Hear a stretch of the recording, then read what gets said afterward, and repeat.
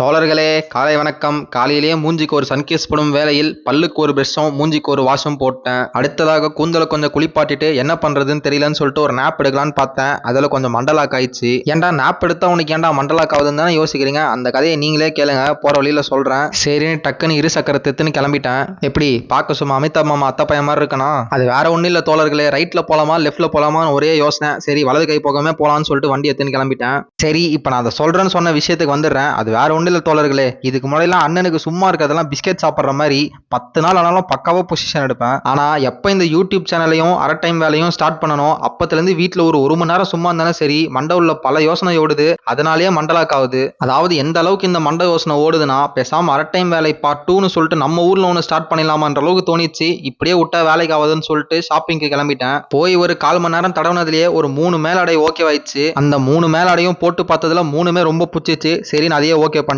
அதுக்கப்புறம் கூட கொஞ்ச நேரம் தடவி பார்த்தேன். அதுல என்னன்னு தெரியல, இவன் மேல நம்மளுக்கு கொஞ்சம் ஓவராவே கிரஷ் ஆயிடுச்சு. சரின்னு அவன் எடுத்தேன் அவனு முடிவு பண்ணிட்டேன். அதனால மொத்தத்தையும் பில்லு போட்டு இறக்கிட்டேன். வாங்கின சந்தோஷத்துல மண்டலாக் ஆனதுல பாதி அன்லாக் ஆயிடுச்சு. அதுக்கப்புறம் போற வழி ஃபுல்லா வாட்ச் அவுட்டுக்குனே வந்தேன். ட்ரெஸ்ஸுங்களை மட்டும் எப்படியோ பாதி மைண்ட் அன்லாக் பண்ணிட்டேன். அதனால மூஞ்சில ஒரு இழிப்பு.